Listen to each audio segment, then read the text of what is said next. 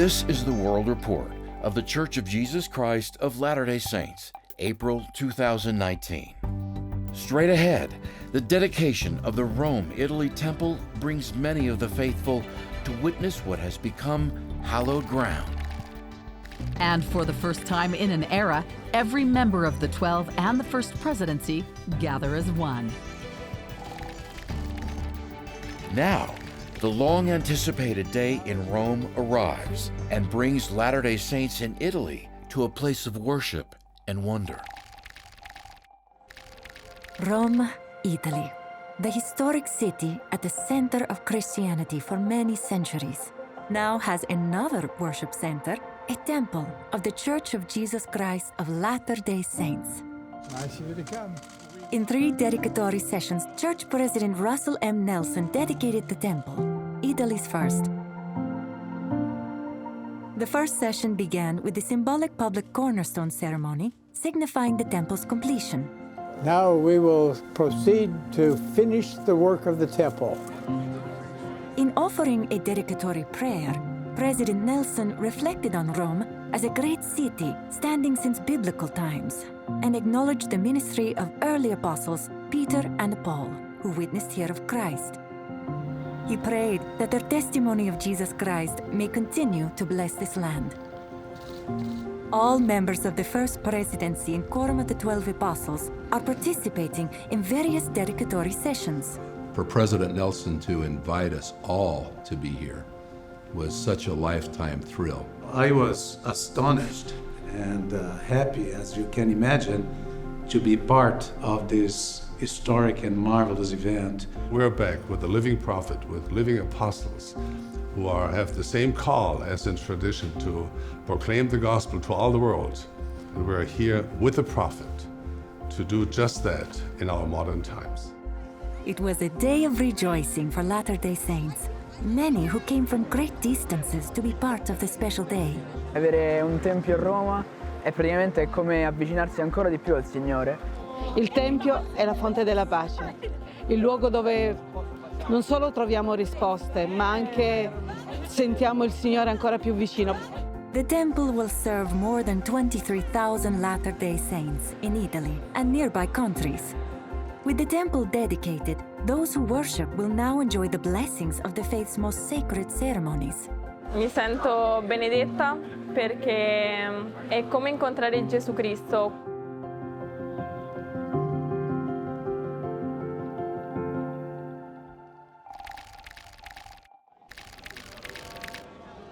The day before the temple dedication, President Nelson, along with President M. Russell Ballard of the Quorum of the 12 Apostles, had the unique opportunity to meet with Pope Francis at the Vatican. They talked about their concern for human suffering, religious liberty, and the importance of the family. We had a most cordial, unforgettable experience with His Holiness. He was most gracious and warm and welcoming. This was the first time a president of the church has met with a pope. Good to be next to you, my friend. On the day following the dedication of the Rome, Italy Temple, the entire First Presidency and the Quorum of the 12 Apostles of the Church of Jesus Christ of Latter-day Saints gathered to take historic photos. We're going to seat by seniority, and then the other 6 in the back by seniority from most senior. It is believed to be the first time in church history that all 15 leaders have assembled together in one location outside the United States. Coming up next, the very personal ministry of President Russell M. Nelson moves across Latin America.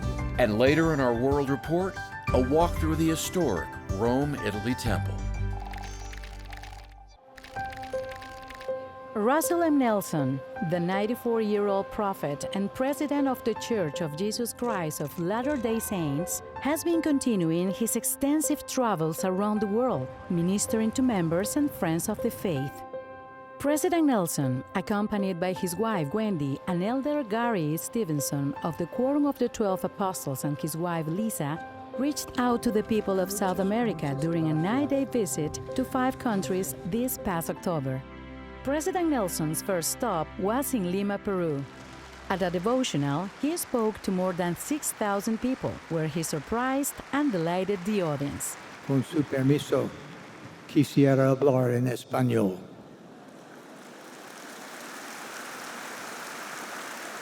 Su expiación es el acontecimiento más importante en la historia del mundo.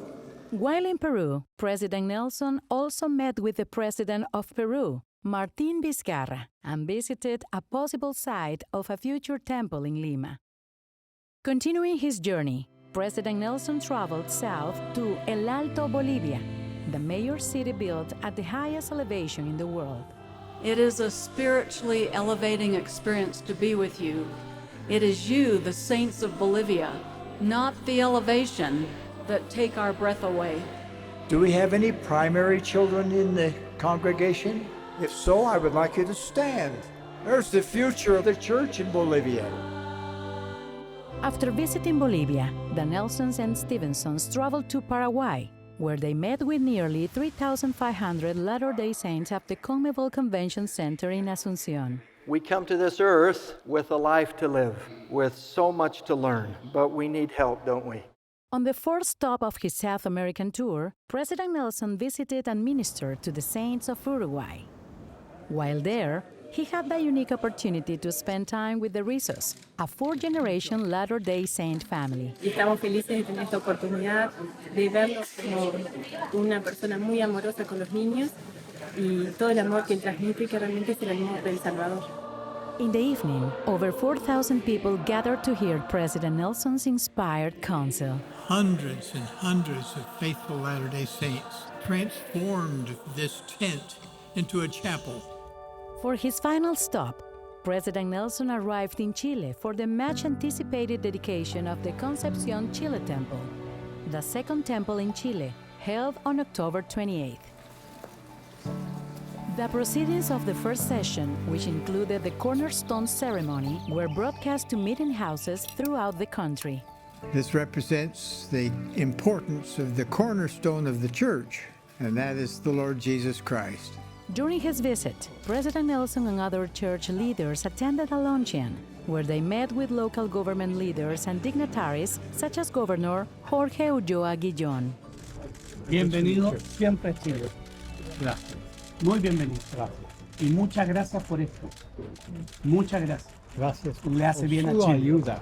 The leaders also spoke to the youth of the church. What an amazing experience it is for the youth of the church to be able to go to the house of the Lord. You'll never be lost if you can see the temple in your lives. Fue una experiencia magnífica, inexplicable, llena de gozo, y se puede sentir el amor puro de Cristo.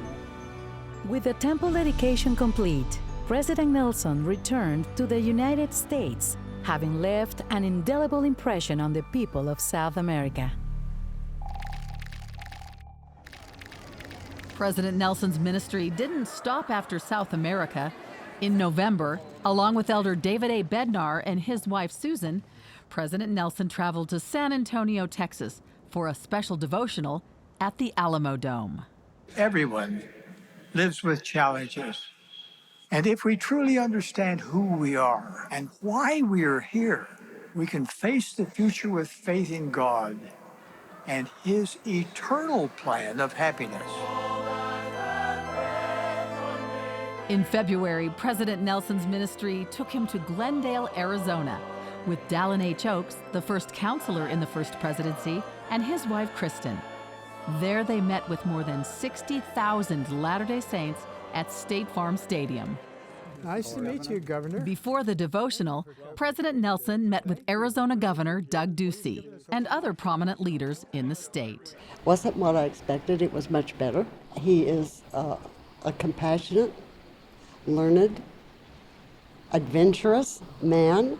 I highly respect his opinions. In what has become a hallmark of President Nelson's ministry, he met with young adults to discuss their challenges and give counsel. Even though we're in these perilous times, that as long as we stay immersed in the scriptures and stay true to who we are, that we can make it through it.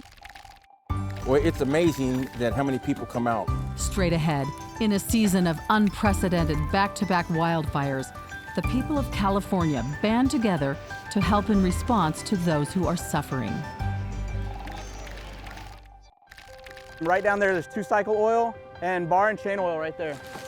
From hurricanes to wildfires, disasters often bring out the best in people.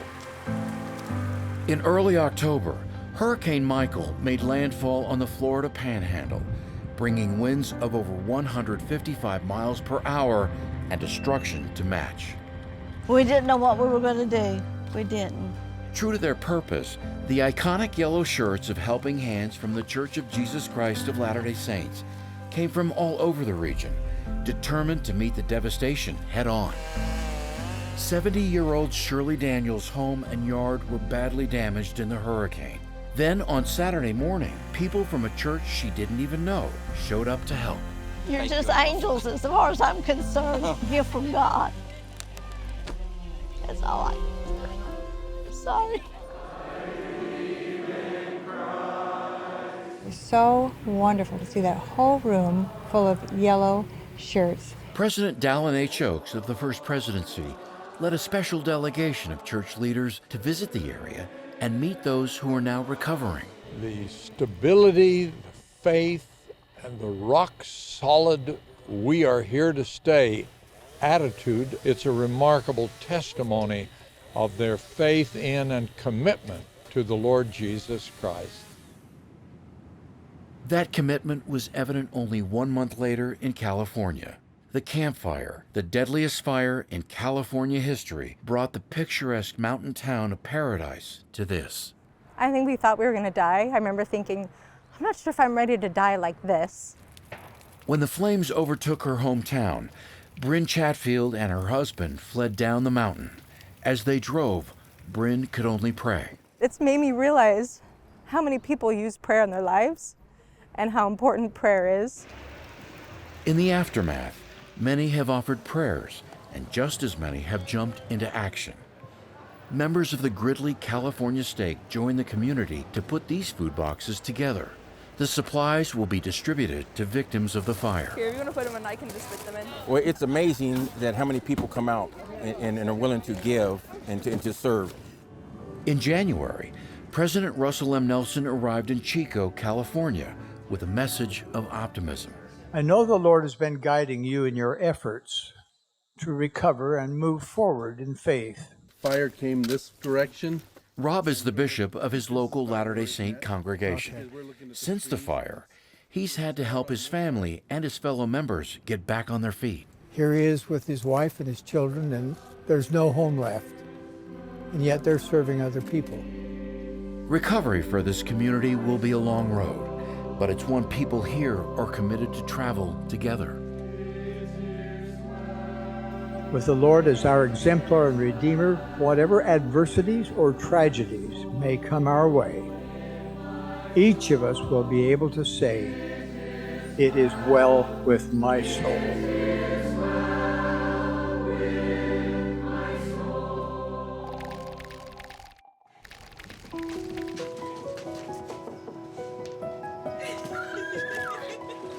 For the third consecutive year, the church's Christmas initiative, Light the World, came to life.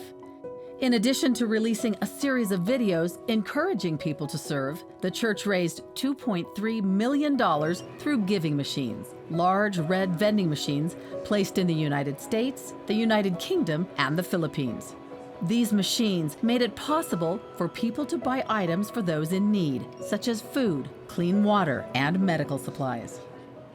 In February, Sister Joy D. Jones, primary general president, traveled to Manhattan to deliver funds raised through these giving machines to several of the church's global humanitarian partners, including CARE, WaterAid America, and UNICEF USA. Thank you for the partnership. Thank you for the spirit with which these machines were placed and for being with us today to present a check that's truly going to make the difference. The donations are being used to purchase nearly 843,000 meals, more than 16,000 medical and health supplies, close to 11,000 clothing items and household supplies, nearly 20,000 chickens, and nearly 4,800 goats. Besides the donations to the church's global humanitarian partners, contributions were also made to local organizations in Manila, Philippines, New York City, New York, London, England, Gilbert, Arizona, and Salt Lake City, Utah. 182 gas cards and bus passes. Sister Sharon Eubank, counselor in the Relief Society General Presidency and director of LDS Charities, delivered checks to the Utah Food Bank, I Care for Kids, and the Utah Refugee Connection.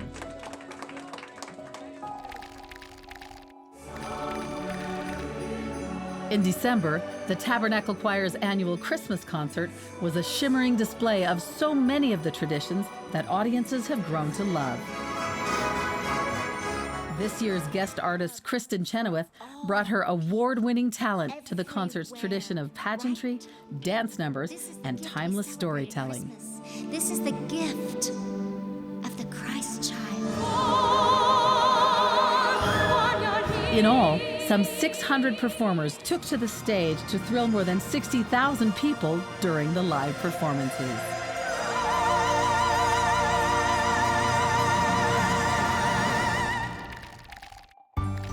Coming up, the church announces new guidelines for families and missionaries that will help them stay connected. And still to come, an inside look at the Rome, Italy Temple. Stay with us. As Latter-day Saints, we have become accustomed to thinking of church as something that happens in our meeting houses, supported by what happens at home. We need an adjustment to this pattern. It is time for a home-centered church. In October General Conference, President Russell M. Nelson, along with Elder Quentin L. Cook of the Quorum of the 12 Apostles, announced a new 2-hour Sunday meeting schedule. These changes are intended to bring a new balance and connection between gospel instruction in the church and in the home. We love our missionaries, and the missionaries love their families, and they want to communicate with them. In February, the First Presidency of the Church announced an update to guidelines for communication between full-time missionaries and their families. Additional to letters and emails, now the missionaries may initiate a phone call back home or a chat. So it's a marvelous thing which we think will have wonderful positive results for families and for the missionaries. The Lord impressed upon my mind the importance of the name He decreed for His church. In its continued effort to better reflect its name and its commitment to Jesus Christ, the church is consolidating and renaming its websites and social media channels. LDS.org has been renamed churchofjesuschrist.org, and Mormon Newsroom is now newsroom.churchofjesuschrist.org. On behalf of the First Presidency of the Church of Jesus Christ of Latter-day Saints, I am pleased to announce a $2 million contribution. A stirring moment of support from the Church of Jesus Christ of Latter-day Saints and Family Search International, as witnessed by thousands attending RootsTech 2019 at the Salt Lake City Convention Center, kicking off the first day with a $2 million donation from the church, presented by Elder David A. Bednar of the Quorum of the 12 Apostles.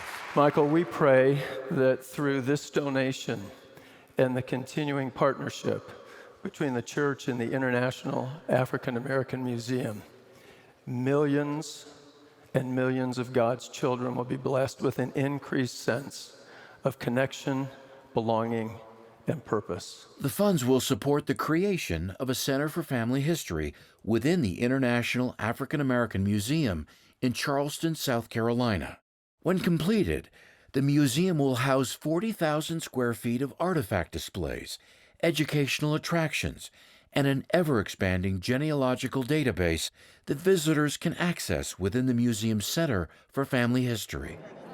Special guests attending the RootsTech convention included the museum's president and CEO, Michael Boulware Moore, and Martin Luther King III.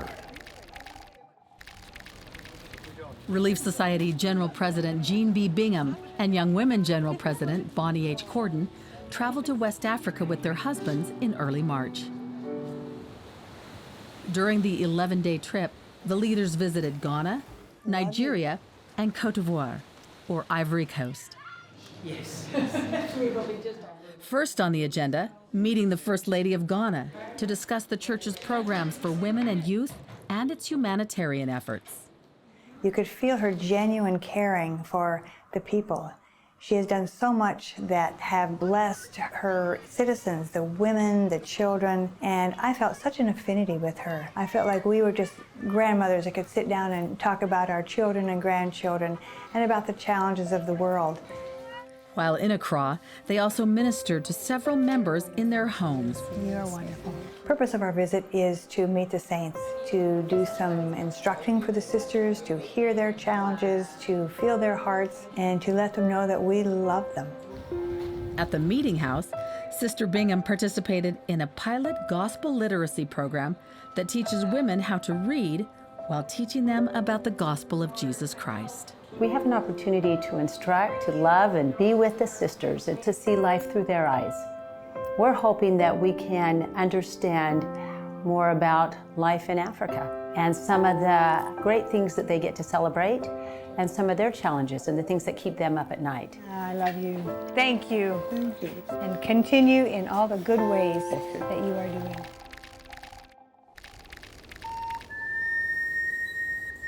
In the American Southwest, Sister Reina Ayaberto of the Relief Society General Presidency reached out to Latter-day Saints in New Mexico and Arizona in early November. Bless you and your family. And we were in the same. Here, youth and senior missionaries are gathering oral histories from aging members of the tribe to preserve their stories and language because many members of the rising generation speak only English. Would you ever go back and visit them? Sister Alberto was able to see how the process works during home visits. My faith has been strengthened because I'm here among these special people, and I know that they will continue to blossom like a rose in the desert. Elder D. Todd Christofferson of the Quorum of the 12 Apostles and Bob Woodward, renowned Washington Post investigative journalist, were part of a compelling forum held in Washington, D.C. In 1972, then 28-year-old Todd Christofferson was a law clerk for Judge John J. Sirica. Together, they were the first to listen to subpoenaed audio tapes that demonstrated U.S. President Richard Nixon's complicity in a cover-up, a case infamously known as Watergate.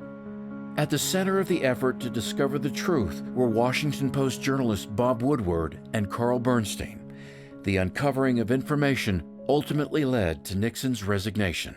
Nixon resigned, there's been over 400 people, including journalists, politicians, academics, and students, packed the auditorium. If there had been a strong lawyer in his midst who would go in and slam down his fist and say, "You're President of the United States, you can't do this." Even in small things, I think you have to be careful. When it seems, quote, you won't get caught, or it doesn't matter, or it's just too small, I don't think you can make an exception. Up next, a breathtaking list of new temples announced around the world, while other sites break ground. And later, a look at the design and historical influences of the Rome, Italy temple.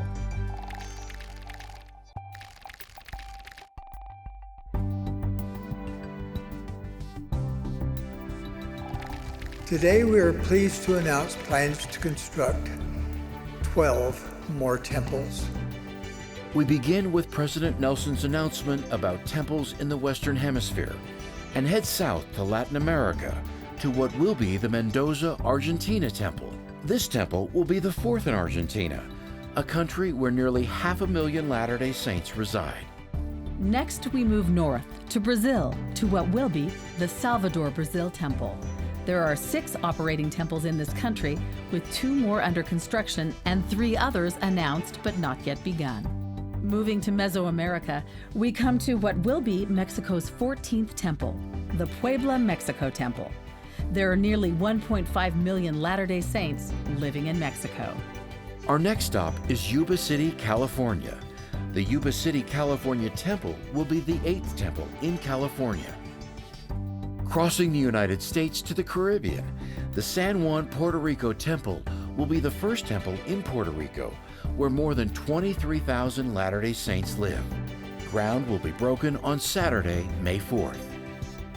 Traveling across the Atlantic, we come to Cabo Verde, where nearly 15,000 Latter-day Saints reside. This set of islands, some 350 miles off the northwest coast of Africa, will have its first temple in Praia. The groundbreaking for the Praia Cabo Verde Temple will take place on May 4th. Moving east onto the African continent, we come to the future location of the Lagos, Nigeria Temple, Nigeria's second temple and the 9th in Africa. Traveling across Africa to Southeast Asia, the Phnom Penh, Cambodia Temple will be the first built in Cambodia and the 9th in Asia. And crossing the South China Sea to the Philippines, the Davao Philippines Temple will be the 6th temple for this island nation of 107 million people. Moving across the Philippine Sea into the Western Pacific, we come to the future location of the Xigo Guam Temple.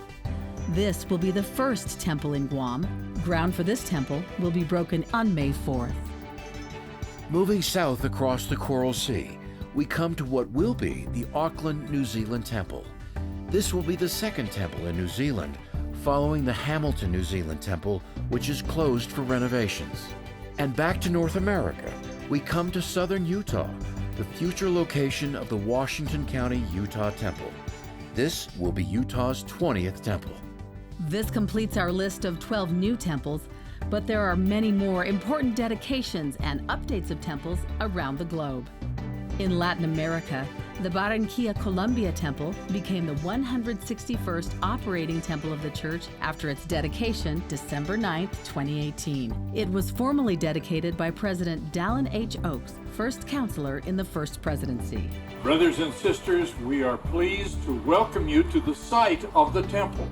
Before the dedication, President Oaks and Elder Ulysses Suarez of the Quorum of the 12 Apostles met with the assembled guests outside the temple for the cornerstone ceremony.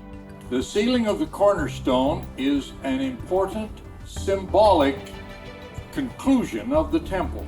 This is the country's second temple and the 19th temple in South America, serving approximately 35,000 Latter-day Saints in Colombia's northern regions. Across the Pacific and back to the islands of the Philippines, Elder Jeffrey R. Holland of the Quorum of the 12 presided over the groundbreaking ceremony for the Urdaneta Philippines Temple on January 16th. There are more than 750,000 Latter-day Saints living in the Philippines. Moving to Southeast Asia, ground was broken for the Bangkok, Thailand Temple on January 26th. Asia Area President Elder David F. Evans presided over the ceremony. Across the Pacific and to the Mountain West, ground was broken for the Pocatello, Idaho Temple on March 16th, with Elder Wilford W. Anderson presiding at the ceremony. The temple in Pocatello is the 6th in Idaho, a state with nearly 500,000 Latter-day Saints. With the passage of time, temples are inevitably in need of refreshing and renewal. During last October's General Conference, President Russell M. Nelson spoke about temples that would be closed for renovation. The St. George, Utah Temple will close on November 4th of this year and is expected to reopen in 2022. The Salt Lake Temple will also be closed for renovations. Dates for this and other renovations will be announced. Straight ahead, a strong new partnership to protect children, and a faith leader and champion of religious freedom is recognized by a member of the 12. These stories and more in the news.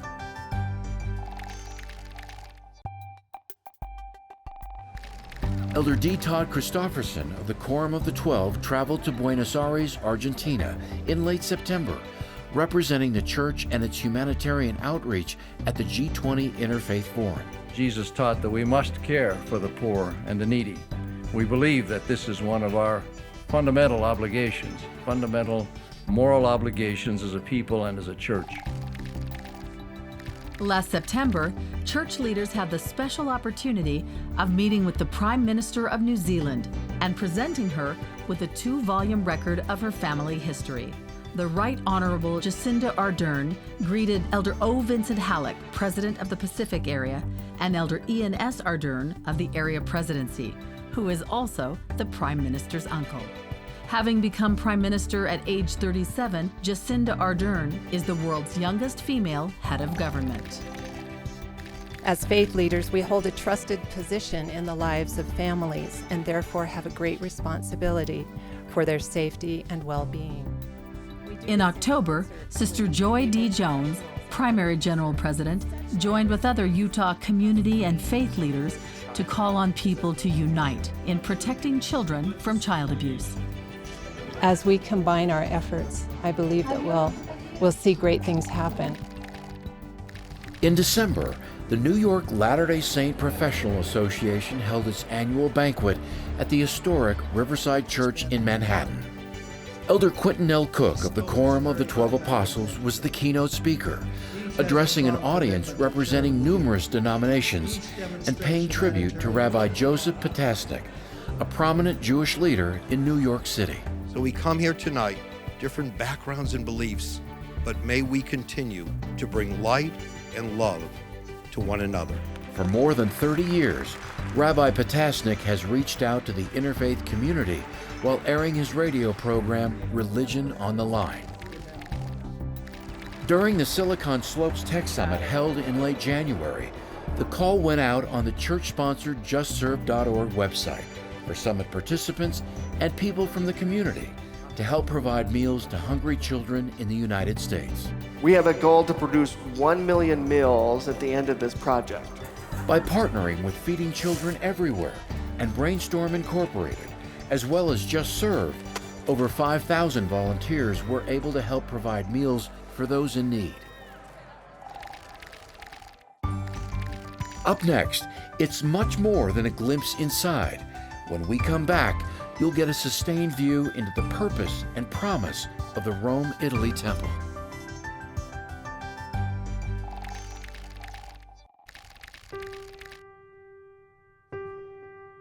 Just outside of modern-day Rome, a new religious center has emerged near the village of La Cinquina Bufalotta.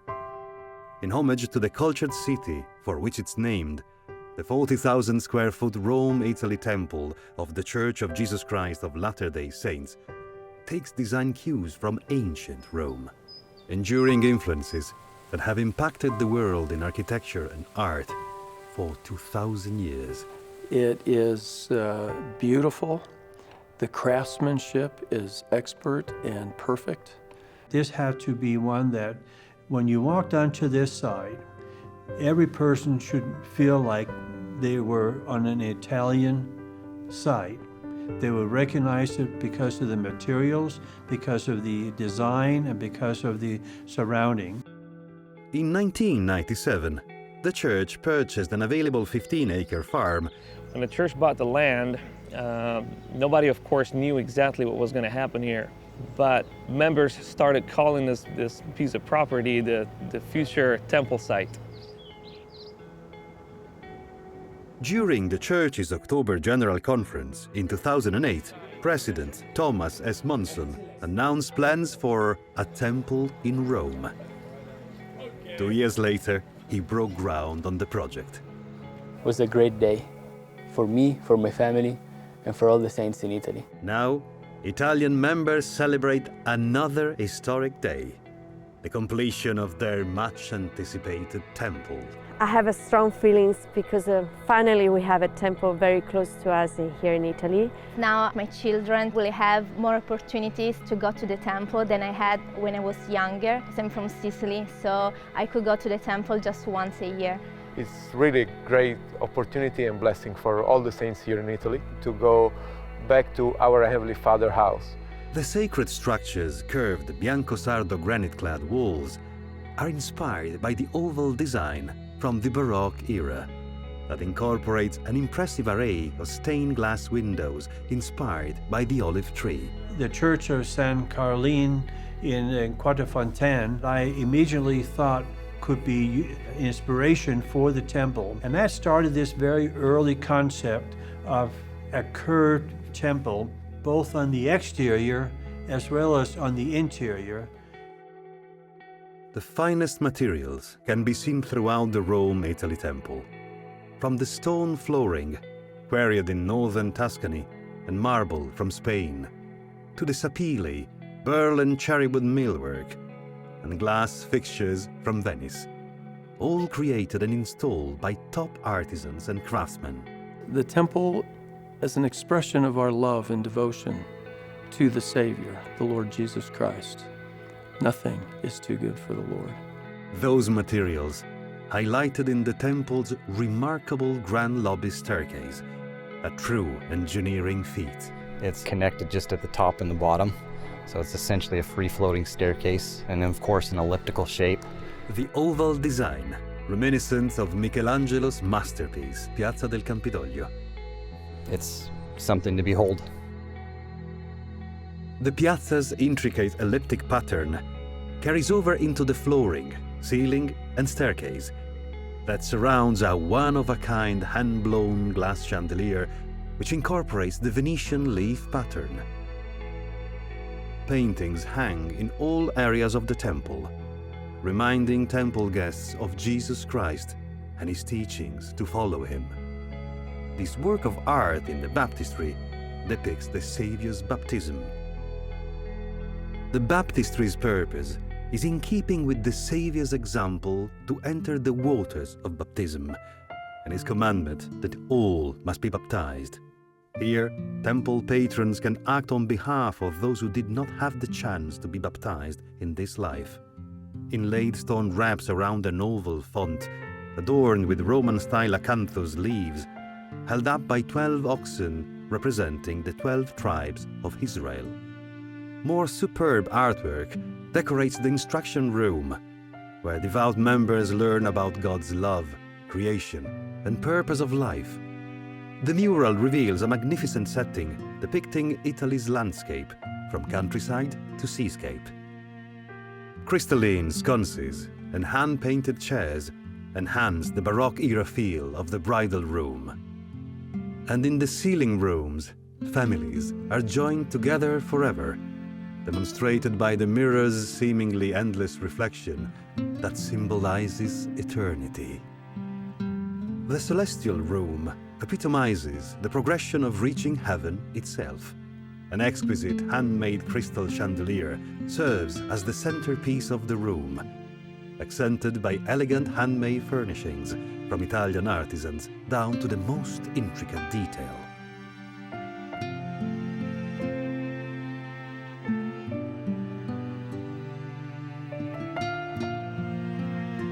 In our holy temples, available are the most sacred and important sacraments or ordinances that we receive as members of our church. And those ordinances bring peace. They bring purpose. They're a source of remarkable joy. One of the most striking elements of the temple campus, the Visitors Center, a masterpiece in its own right. When I saw the statues of the Savior, the Christus, and the 12 apostles, it was just a spiritually stunning moment for me. Facing the temple through the full-length windows, a life-size statue of the Christus, accompanied by the original 12 apostles, except for the pole figure which replaces Judas Iscariot. They're replicas of the Bertel Thorwaldsen statues in the Church of Our Lady in Denmark. The Lutheran Church granted special permission for the Church of Jesus Christ of Latter-day Saints to digitally scan the statues, which are carved out of Carrara marble, taken from the same quarry in Tuscany as Michelangelo's David. An original mural featuring olive trees in an Italian countryside complements the sacred ensemble. Visitors can also view a model of the Rome temple showing a cutaway of the interior in exact replica. The Visitors Center, temple patron housing and meeting house, connect to the temple through an Italian-style piazza of native travertine. The church has gone to great lengths in preservation, using salvaged 100-year-old basalt cobblestones from the streets of Rome for the temple roundabout. If you look closely, At some of these stones, you can still see the groves worn by the passage of old wagon wheels. Additionally, the church saved existing Italian stone pine trees on the property that now provide a tranquil, shady setting over stairs leading to the temple. Olive trees from the old farm were also preserved, and ancient olive trees, 400 to 500 years old from northern Italy, are planted in the piazza. Whenever you cut the roots of an olive tree, they'll sprout. Some have suggested that perhaps that's symbolic of the hope of the resurrection. Rome, with her storied past, now has a beautiful new and historic addition. Once dedicated, the Rome Italy Temple will be the 162nd operating temple of the Church of Jesus Christ of Latter-day Saints. My genuine hope is that all people who come to the temple, to the visitor center, I just yearn for them to feel the joy that will be evident there.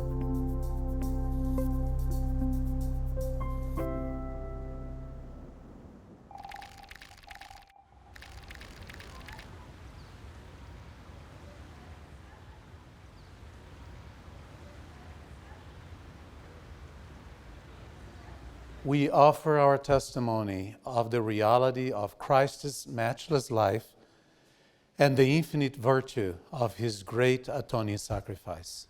His gospel was a message of peace and goodwill. He entreated all to follow his example. He walked the roads of Palestine, healing the sick, causing the blind to see, and raising the dead. He taught eternal truths, the reality of the premortal existence, the purpose of life on earth, and the potential that all of the sons and daughters of God have in the life to come. He gave his life to atone for the sins of all mankind. His was a great vicarious gift in behalf of all who would ever live upon the earth. He was the firstborn of the Father, the only begotten Son in the flesh, the Redeemer of the world. He rose from the grave to become the first fruits of them that slept. We declare in words of solemnity that his priesthood and his church have been restored upon the earth. Built upon the foundation of apostles and prophets, Jesus Christ himself being the chief cornerstone. We testify that he will return to earth, and the glory of the Lord shall be revealed, and all flesh shall see it together. He will rule as King of Kings and reign as Lord of Lords. And every knee shall bend, and every tongue shall speak in worship before him. Each of us will stand to be judged of him according to our works and the desires of our hearts. We bear testimony as his duly ordained apostles that Jesus is the living Christ, the immortal Son of God. He is the great King Emmanuel, who stands today on the right hand of his Father. He is the light, the life, and the hope of the world. His way is the path that leads to happiness in this life and eternal life in the world to come. God be thanked for the matchless gift of his divine Son.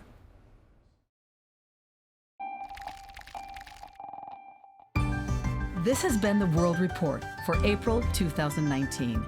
To watch the World Report online, go to newsroom.churchofjesuschrist.org.